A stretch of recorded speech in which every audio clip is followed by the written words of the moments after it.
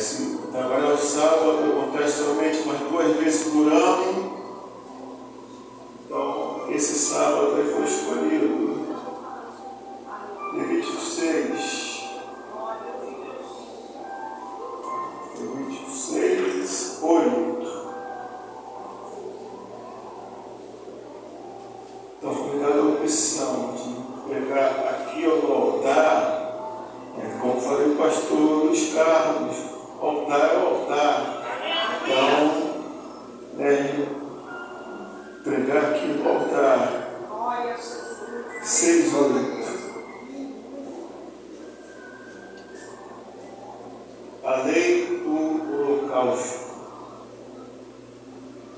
Disse mais o Senhor a Moisés: dá ordem a Arão e a seus filhos, dizendo: esta é a lei do holocausto. O holocausto ficará na lareira do altar toda a noite até pela manhã, e nela se manterá aceso o fogo do altar.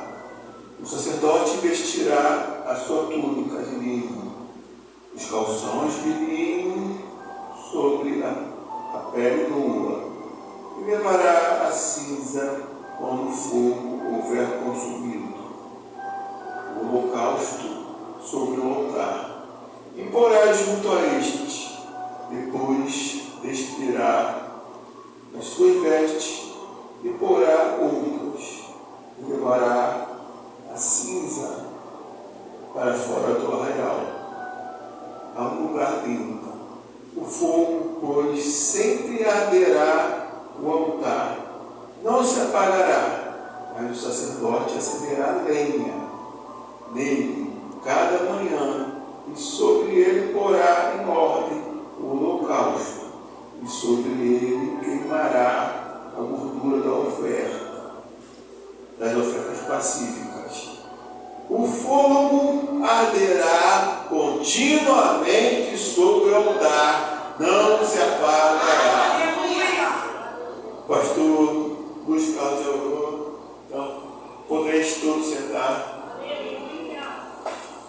Então, igreja, aqui a lei do holocausto é a regulamentação da prática de holocausto, das ofertas oferecidas a Deus.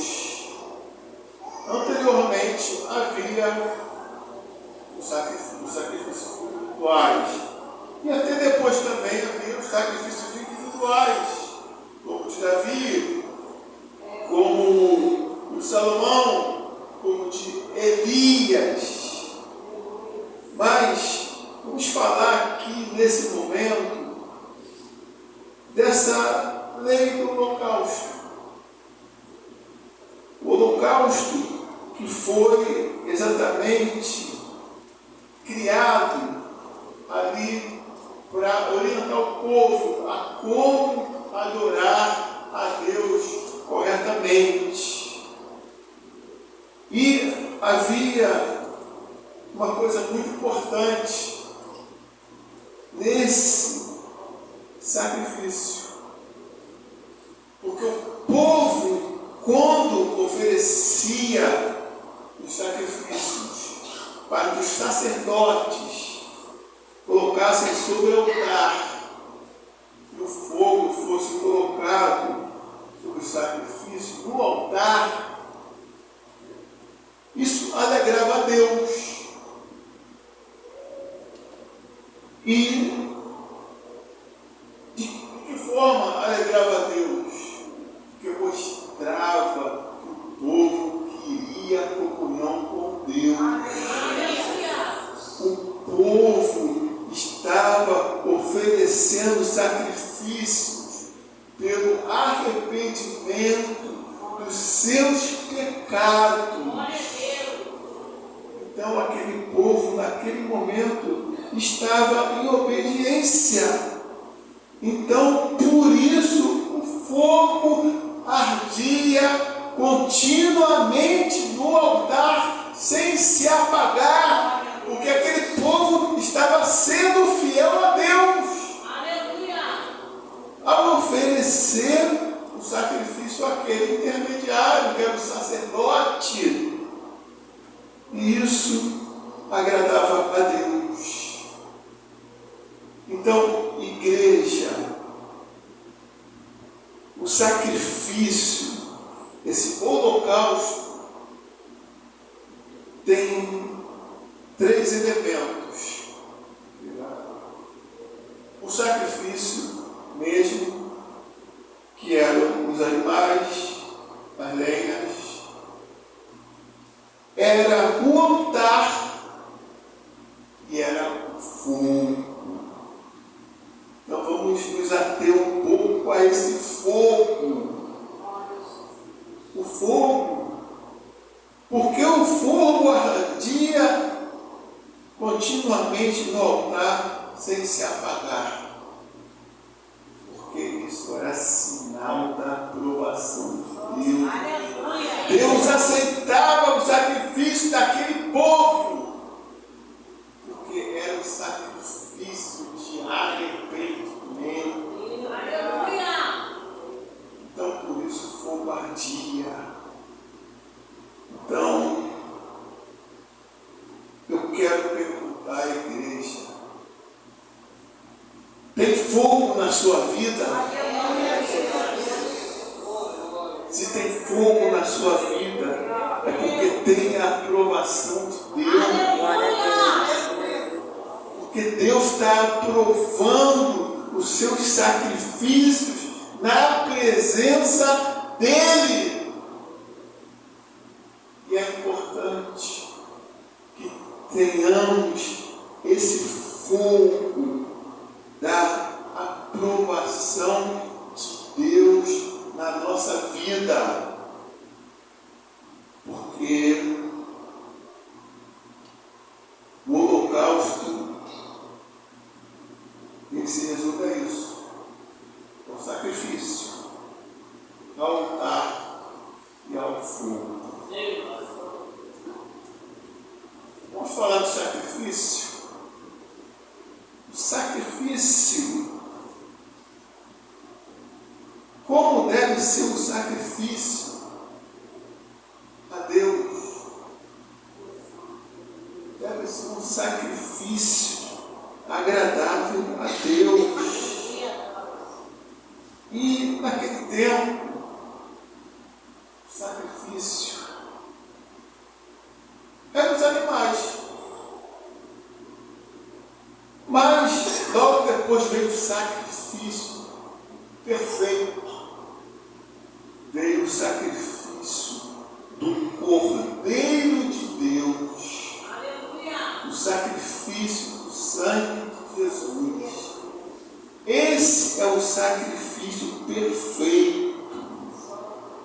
Então Jesus ele foi ao mesmo tempo o sacerdote, ele foi o sacrifício por nós.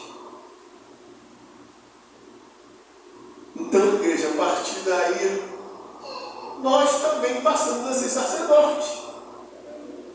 Porque a partir daí, quando rasgou aquele véu, acabou esse sistema dessa lei do holocausto, nós podemos ir diretamente a Deus como sacerdotes através do sangue de Jesus.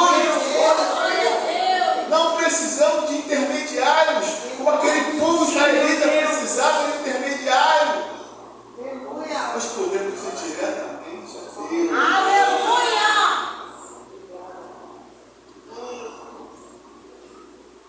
E nós também somos o sacrifício.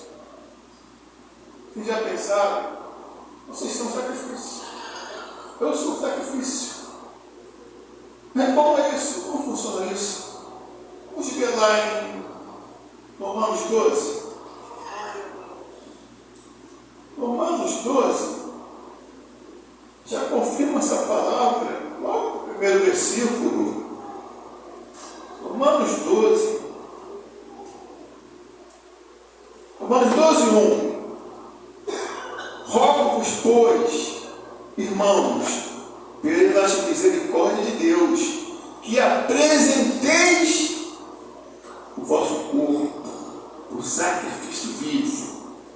santo e agradável a Deus, que é o vosso culto racional.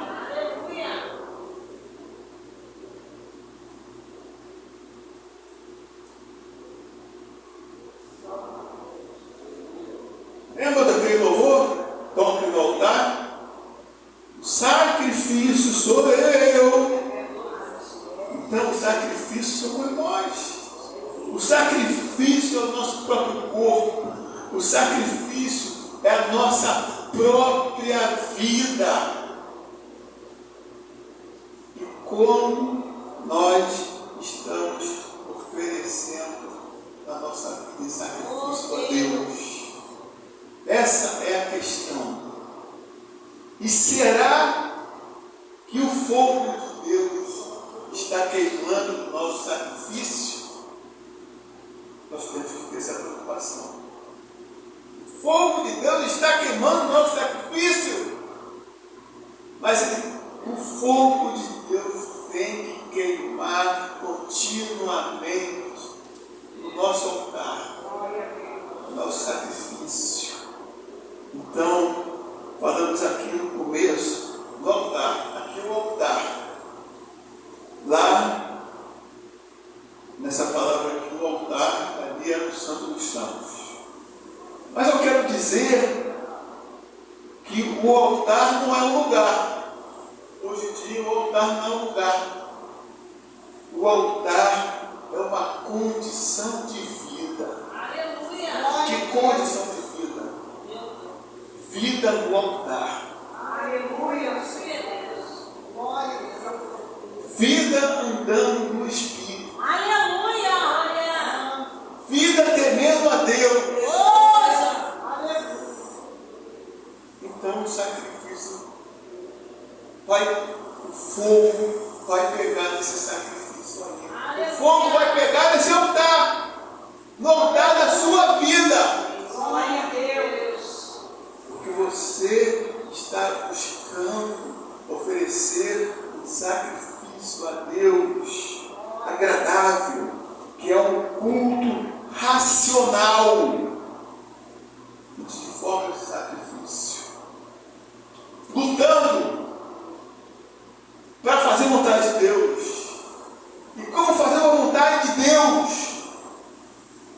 Lutando para cumprir a vontade dele.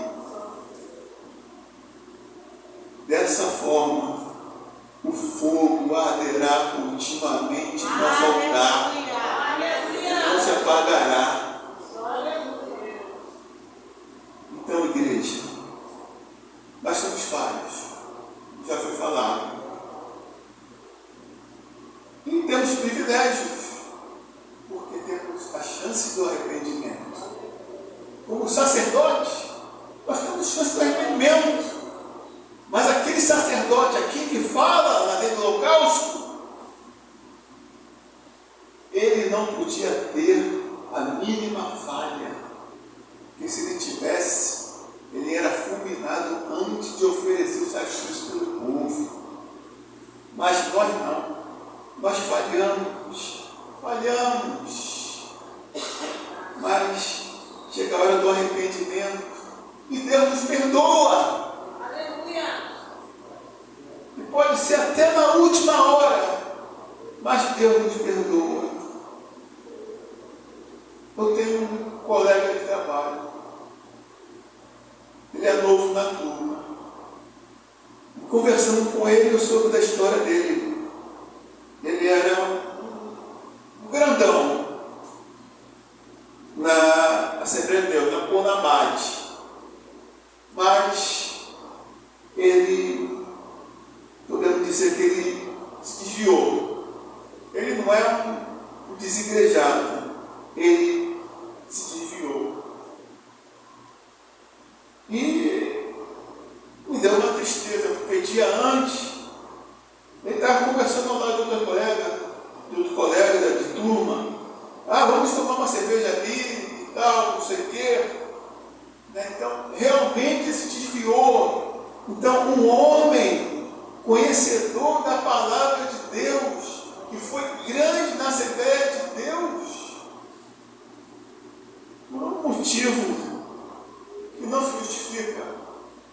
o nosso próximo não justifica nós sairmos da presença de Deus. Aleluia! Mas ele saiu. A esposa dele não. Está orando por ele, mas ele saiu. Então, igreja, nós temos que oferecer um sacrifício perfeito diante de Deus. Então, estamos falando agora em sacrifício. O sacrifício que não pode ser um sacrifício sem valor. Porque vemos na vida de Davi, ele pegou num momento em que ele quis enumerar o povo. Ele fez o censo. E Deus ficou irado com ele. Aí Deus foi grande com Davi e a praga caiu sobre o povo. E a praga só cessou quando o anjo da morte parou num campo, na eira de Araúna. Então, Araúna, já que Davi tinha que fazer um sacrifício ali na eira, na terra de Araúna, Araúna ofereceu um sacrifício para ir para acessar a ira de Deus. Meu rei, eu dou os animais, eu dou as madeiras, eu dou a terra. Aleluia! O que Davi respondeu? Alguns devem se lembrar. Eu não vou oferecer um sacrifício a Deus que não me custe nada. Aleluia! Então, eu não vou oferecer um sacrifício a Deus que não me custe nada. Então, essa frase foi exemplar. Aleluia! Você vai oferecer um sacrifício que não tem valor? Meu Deus! Que tipo de sacrifício você está oferecendo a Deus? Meu Pai! Você está oferecendo a sua vida em sacrifício a Deus. Então, há 3 palavras difíceis que envolvem o sacrifício da nossa vida: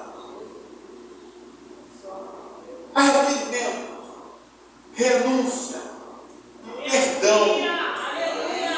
Jesus! Aleluia! Você vai oferecer um sacrifício perfeito a Deus que custe, tem que envolver o arrependimento. Você tem que ser, nós temos que nos arrepender das más obras. Nós temos que renunciar. Nós temos que renunciar.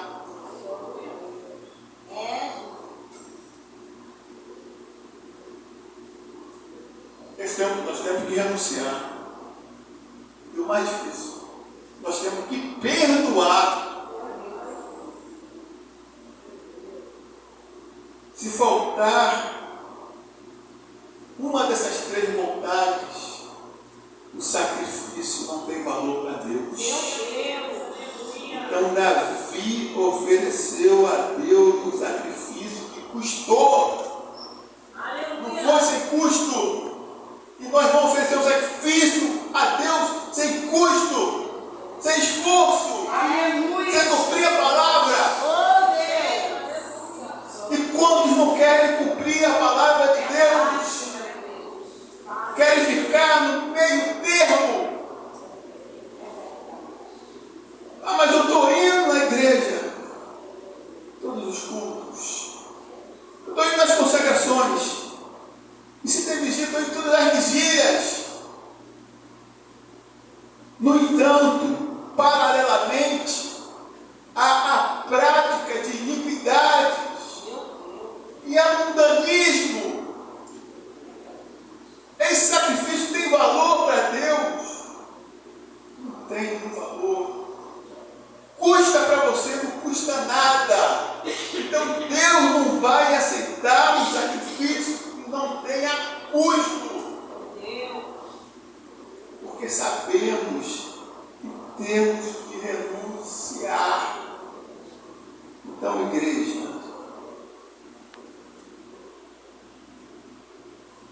aquela passagem de Paulo, aqui mesmo pertinho, Romanos 16, Paulo saudando os crentes de Roma.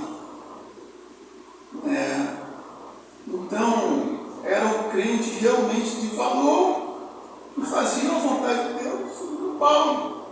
E eles tinham os nomes bonitos. Eles tinham nome bonito porque era o nome que serve de Deus.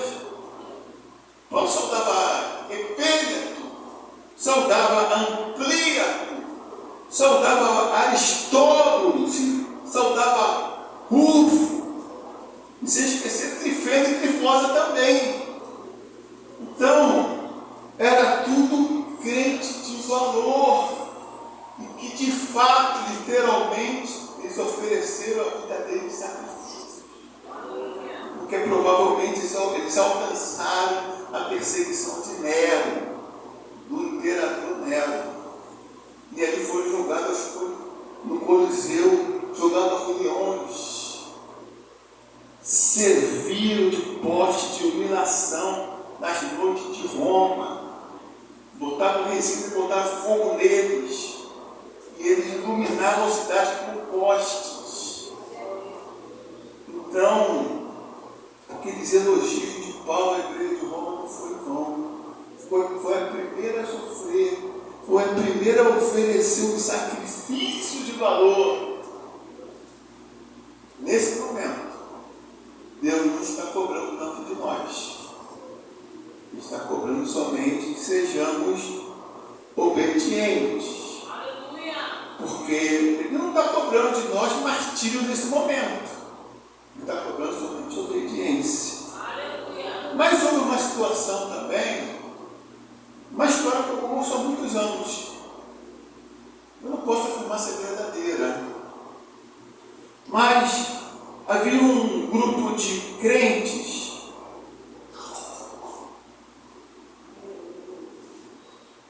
que foram acampar no Peru. Eles estavam no acampamento deles. Aí eles sofreram uma invasão do grupo guerrilheiro do Peru, o Sendeiro Luminoso. Então esse Sendeiro Luminoso invadiu esse acampamento, o comandante pôs cada um lado a lado, disse que ia matar todos, ia matar todos os cristãos. Mas só que ele mudou de ideia. Ele disse: quem rejeitar a Jesus eu não vou matar.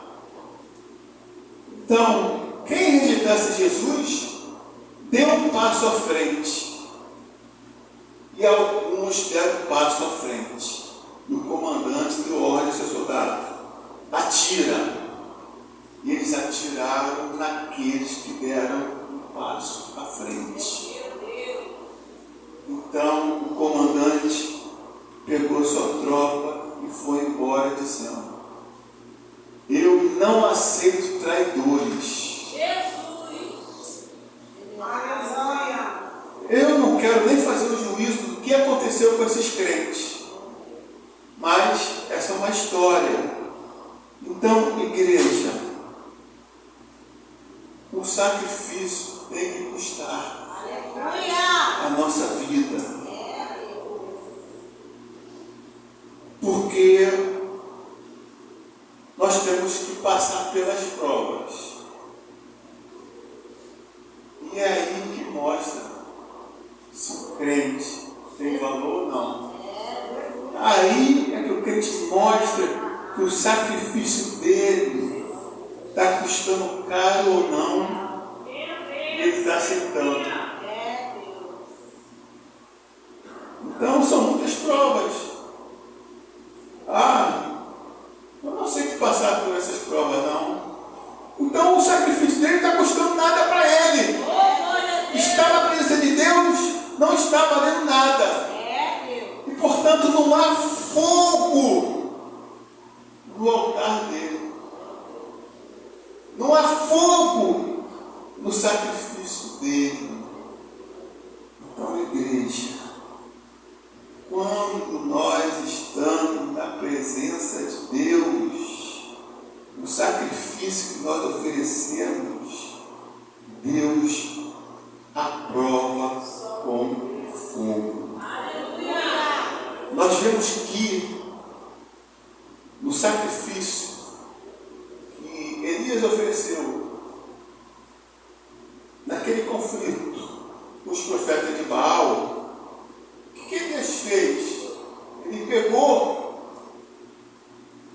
e encharcou o sacrifício. Encharcou. Mas mesmo assim, o fogo da aprovação de Deus lambeu aquele sacrifício molhado, de tão aprovado que ele estava.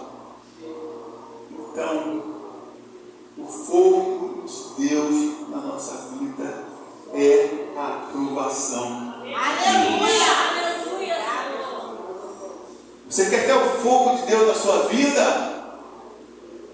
Você quer acender o fogo de Deus na sua vida? Você quer acender o fogo de Deus no seu sacrifício? Então faça a vontade de Deus.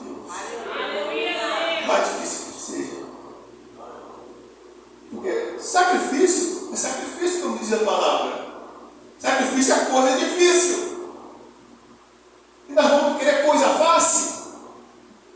É claro que não. Então, igreja, vamos fazer que o fogo de Deus arda continuamente em nosso altar. Se você se esforça para ser humilde de espírito, como diz Mateus 5,3, que na maioria das traduções fala em pobre de espírito, mas na minha aqui fala humilde de espírito. Se você é humilde de espírito, saiba criar o fogo de Deus na sua vida. Se você ama o próximo, há o fogo de Deus no seu sacrifício. Então, igreja, se você busca ter fruto do Espírito, em primeiro lugar, do amor, a paz, o gozo, que algumas traduções mais recentes é alegria. Então, devemos buscar fruto do Espírito, o amor principalmente, a paz, que o Senhor disse: deixe-nos a minha paz, a paz que o mundo não dá.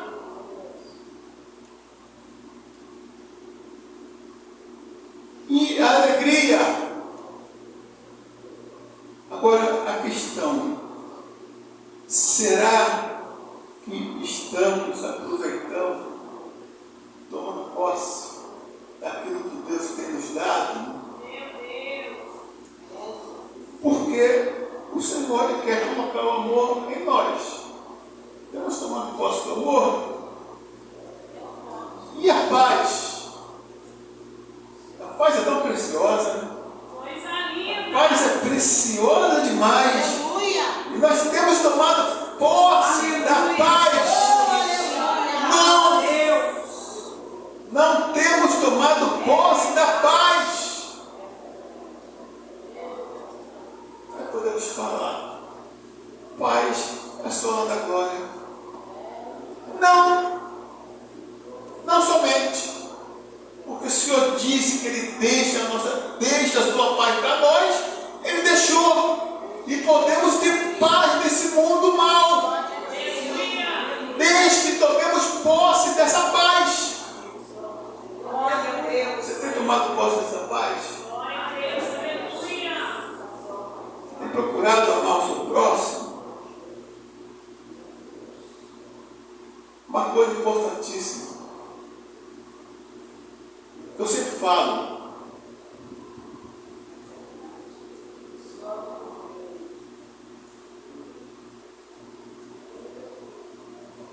relacionamento com as pessoas. Deus está vendo. Deus está sondando. Deus está analisando. Então, igreja, você tem tropeçado em alguém? Você tem tropeçado em suas próprias pernas? E pior do que isso, você tem feito alguém tropeçar? Esse é o problema. O pior de tudo é nós fazermos o nosso próximo tropeçar. Porque, como eu citei, esse meu colega de trabalho, alguém fez ele tropeçar. E a consequência é gravíssima. Aquele homem grande na congregação do Senhor está fora. Porque alguém fez ele tropeçar. Mas nós também não podemos tropeçar. Porque nós temos que seguir adiante. Nós temos uma carreira que nos é proposta. E essa carreira é para frente. Depois será para cima. Então não podemos tropeçar. Às vezes a gente é tratado de uma forma ultrajante. Eu mesmo, como pastor, algumas pessoas acham que me tratar de uma forma ultrajante. Aí eu tenho que lembrar de duas palavras. Jesus foi chamado de Beuzebu.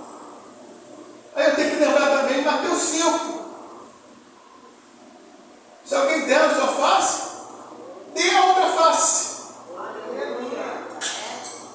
E eu tenho que procurar dar, às vezes, a outra face.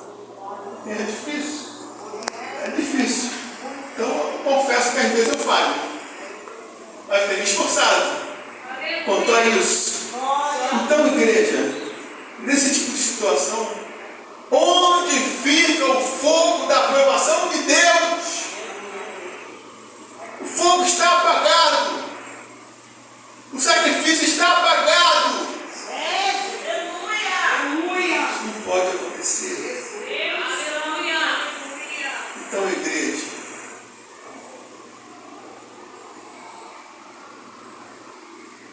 quando Deus aprova o nosso sacrifício, Ele nos abençoa grandemente. As bênçãos são grandes. As bênçãos são maravilhosas. As bênçãos são inacreditáveis. Porque são grandes livramentos de morte na nossa própria vida, dos nossos familiares, entre os nossos amigos também. E são grandes as obras de edificação de Deus na nossa vida. Então, igreja, se você faz um movimento de corresponder à vontade de Deus, saiba que a fidelidade de Deus será grande. Então, eu no começo da minha vida de cristão, passei por um grande desafio, uma enorme cobrança de Deus. Eu passei toda a década de 80 como o paralítico do tanque de Betesda, esperando em Deus. Mas finalmente na década de 90, quer dizer, eu estou com 60 anos, eu perdi exatamente os meus melhores anos da minha vida, aqueles anos das conquistas, aqueles anos de estudar, de se formar, de formar família.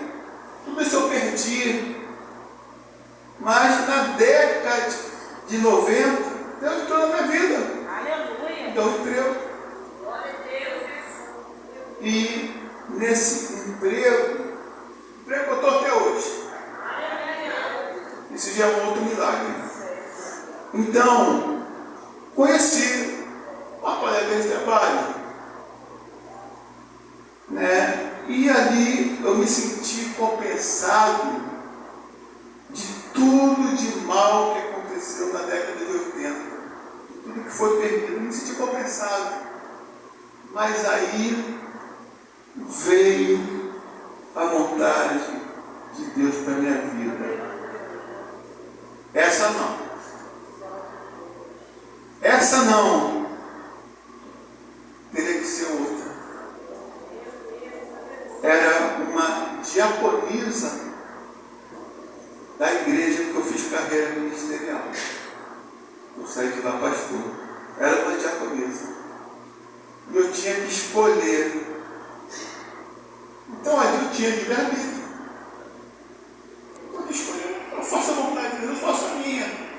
Então eu escolhi fazer a vontade de Deus. Eu deixei aquela que escolhi para ficar com aquela que Deus escolheu. E a própria irmã dela dizia para mim, ela é uma pessoa difícil. Ela é uma pessoa difícil. Você vai casar com ela mesmo? Ela é uma pessoa difícil. E realmente era difícil. Mas era uma grande obreira na igreja. Ela trabalhava na área de serviço social da igreja. Era uma grande obreira. Mas o casamento era difícil. E era aquela situação, desentendimento. Ela falava uma palavra dura e eu falava em dobro. E ela não aguentava. Ela era cardíaca, ela passava muito mal. Então, vendo essa situação, eu comecei a me preocupar. Como é que fica a salvação dela? Eu vou atrapalhar a salvação dela? Então, eu passei a me calar. E eu me anulei por completo. Então ela tomou controle de tudo. A administração, tudo. E eu, para trabalhar, eu só tinha o dinheiro da passagem para ir e voltar. Então ela assumiu o controle de tudo. Então eu me anulei por completo, para que eu não atrapalhasse a salvação dela. Porque se eu reagisse de uma forma errada, com certeza ali não haveria salvação. Então, igreja, até que chegou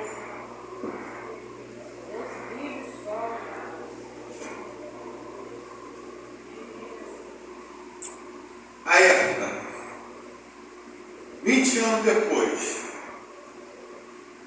Detalhe, meu casamento não foi nem a minha mãe. E o meu pai não foi porque ele já tinha morrido. Porque senão teria ido todos. Mas aconteceu um propósito de Deus dessa minha decisão. Meu pai ficou tão contente que ali ele aceitou Jesus antes de morrer, na última hora, e foi salvo. Por essa decisão, por esse casamento, e ele não teve tempo de participar. Então, igreja, passaram os 20 anos. Passaram os 20 anos e ela ficou doente. E eu posso dizer que ela ficou doente de ajudar as pessoas. E aquela questão, eu sempre avisava para ela, cuidado, que apareciam muitas pessoas exploradoras da boa vontade. Inclusive ela foi processada, uma das pessoas que ela ajudou, né? Mas não me dava ouvido. né? E infelizmente a última pessoa que ela ajudou foi o filho dela. E ela já estava muito doente e o filho dela não soube compreender isso, né? E ela foi internada no 1º de janeiro, vou acelerar um pouquinho, de 2011. E ali ela foi internada. E estranhamente, aquele apartamento, já morando sozinho, toda madrugada passava muito mal. Eu não era hipertenso, mas tinha crise hipertensiva. Ali 23 era pouco. E era toda a madrugada passando mal. Deus tinha propósito de levar ela, mas quase que eu morria antes. Toda madrugada, crise hipertensiva violentíssima, que às vezes até pensar era perigoso. Eu não podia fazer esforço, eu tinha que ficar imóvel até esperar o socorro de Deus. Mas aí havia uma grande preocupação minha, um terror meu naquele momento. Eu tinha pendências, presta atenção nisso, igreja. Eu tinha pendências com algumas pessoas que têm o hábito de nomear a gente inimigo. Eu não sou inimigo de ninguém, mas as pessoas me nomeiam inimigos. Então eu tinha uma pendência com essas pessoas. E eu pensava, e se eu morrer agora, sem salvação? Sem salvação. Mas eu ia lá meia hora passando mal assim, depois meia hora, tudo voltava ao normal. Isso toda madrugada, fazendo a conta, foi 2011 todinho, 2012 todinho. Casei outra vez no final de 2012. Então, eu tinha essa preocupação. Se eu morrer aqui, eu não vou ser salvo. Mas o Senhor, Ele sempre me dava segurança que não ia acontecer nada. Mas era a segurança da salvação? Presta atenção. Era a segurança da salvação? Não. Era a segurança que eu não ia morrer naquela hora. Então não vamos confundir. Deus não me deu a segurança da salvação. Ele me deu a segurança que eu não morreria. Então era toda madrugada assim. Deu para entender? Amém, igreja? Então era dessa forma. E eu ajudava. Ela ficou internada 105 dias, estava de coma. Entrava, saía durante 105 dias. E eu ajudava a dirigir. Eu era representante do ministério da igreja, de uma subcongregação. Então, todo sábado eu estava lá. E teve um dia que uma diaconida chegou para mim e falou: pastor, agora não é pastor, é evangelista ainda. Pastor, o senhor está errando, o senhor está orando de forma errada. Mas como orando de forma errada? O Senhor quer levar a sua esposa. E o Senhor está atrapalhando. De que forma? Ela disse: tem que mudar sua oração. Você tem que orar da seguinte forma: Senhor, que seja feita a tua vontade e não a minha. Era no sábado. Então, sábado, 11 horas da noite, eu orei dessa forma. E ela faleceu no domingo às 5 da manhã. Eu fiquei espantado. Que autoridade é essa? Como é que eu posso segurar a mão de Deus? Como é que eu posso impedir aquilo que Deus vai fazer? Mas foi uma experiência nova, foi um aprendizado. Né? E 11 meses depois do falecimento, conheci. céu. Aleluia. Fazendo as mesmas coisas assim de obra social, somente de obra social, né? Porque no mais sempre procurou me honrar. E eu sempre dando uma segurada nela para também não exagerar não, porque na outra eu não consegui e morreu por causa disso. Né? Então tem que dar uma segurada nela para ela ir devagar, né? Então, igreja, quem pode dizer que ofereceu sua vida em sacrifício? Aleluia. E eu ofereci. Eu não estou contando vantagem. Eu não estou me vangloriando. Eu estou contando o que Deus fez na minha vida. Então, naquele começo lá, eu podia cair no mundo, fazer a minha vontade, ficar com quem eu queria ficar. Eu fiquei com quem Deus escolheu. E a resposta está aí. Tá? Então é isso. Então, igreja, foram 20 anos. 20 anos. Eu já tinha aguentado toda a década de 80. Eu quero encerrar. Mas eu quero contar uma coisa que ficou de fora. Quem faz a vontade de Deus, quem oferece o sacrifício, no caso sua própria vida como sacrifício, Deus responde com fogo. E respondeu na minha vida, porque a partir daquela decisão, é certo que eu já tinha emprego, eu estou até hoje, mas só que eu parei de estudar em 1980, analfabeto em matemática.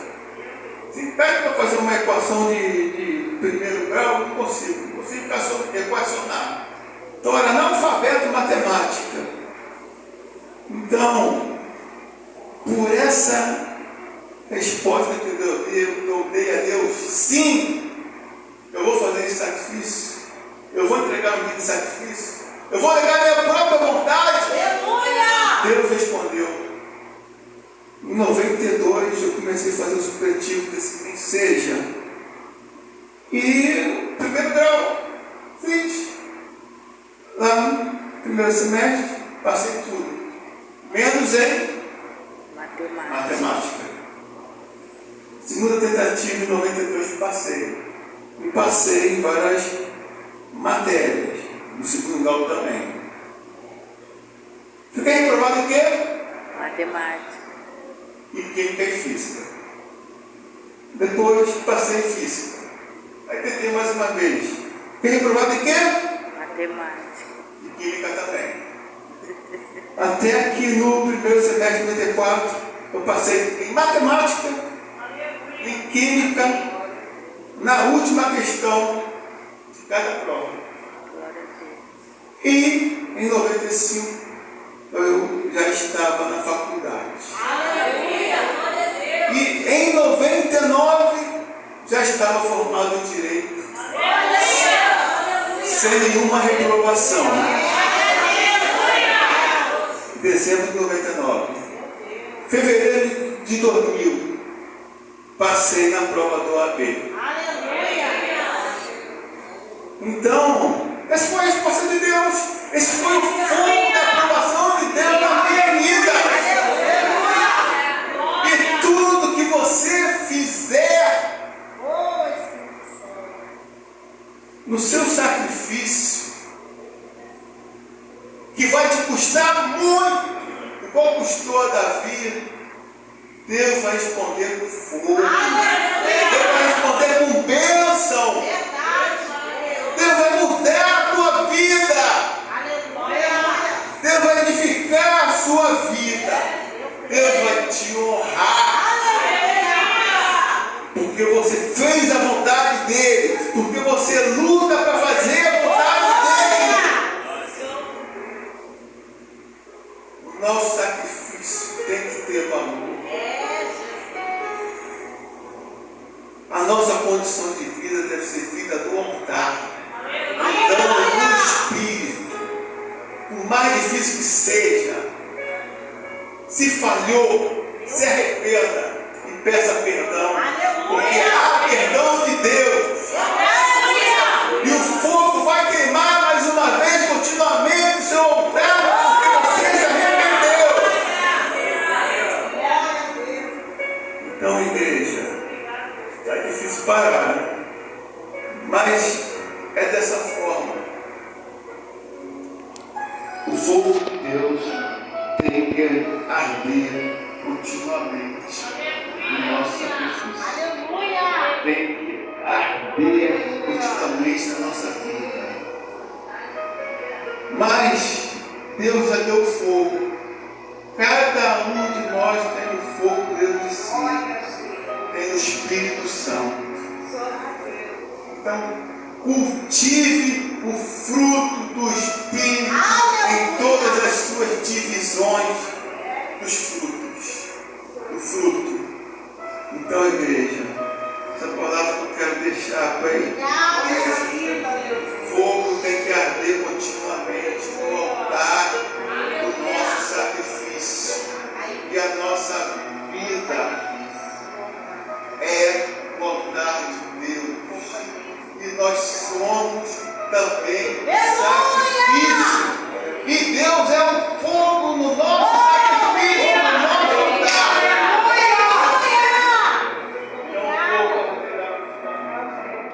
Amém, igreja? Agradeço por dar a vocês.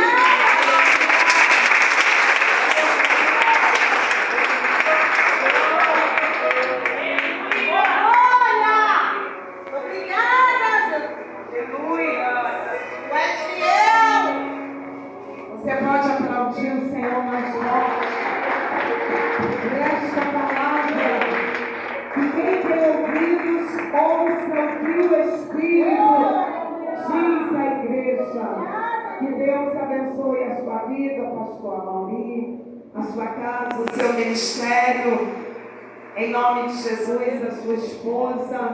A mão de Deus está sobre a sua vida. Palavra tremenda de ensinamento. Irmãos, interessante que esse culto temático, o fogo arderá continuamente sobre o altar, já está, né, pastor? Já tem 2 meses. E Deus está nos ensinando. Cada pregador, o Senhor está nos ensinando. Cada um Deus está falando. Começou com o Senhor, né, pastor? Não, começou com o pastor Sobrinho, né? O pastor Sobrinho, depois o pastor Silvio, depois o Simão. Então Deus está falando com esta palavra que é sobre o altar. Como Deus tem falado, usando os diáconos também, o Alex e o Cleito, como o Senhor tem falado. E hoje o Senhor também, usando o pastor Amauri com esta palavra, Deus nos ensinando acerca do sacrifício. Que não adianta pregar bonito, cantar bonito e o altar está de qualquer jeito.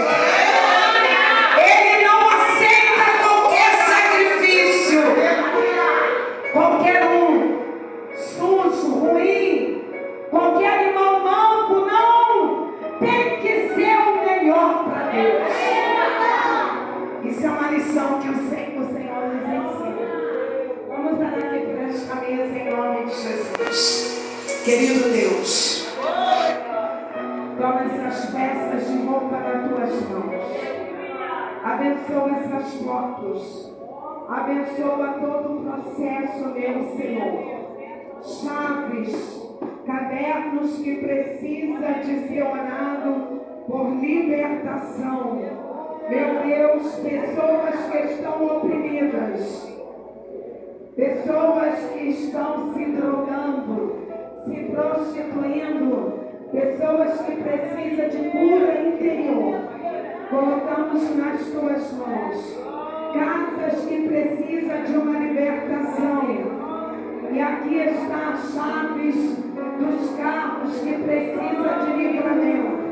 pedidos de orações, votos, pessoas que estão enfermas, aprisionadas, pessoas que estão no cárcere de Satanás. Tira nessa noite pessoas que estão na prisão da bebida, na prisão de cheirar, de fumar. No alto, meu Senhor, liberta, trabalha, meu Senhor, trabalha nas vidas, trabalha nas leis, trabalha, Senhor, emocional, trabalha no psicológico. Colocamos nas tuas mãos esta mesa de oração, todo o processo que está na justiça, colocamos diante de ti em nome de Jesus. Eu te convido a ofertar a Deus nesta hora. Êxodo 25 vai dizer: então falou o Senhor a Moisés dizendo: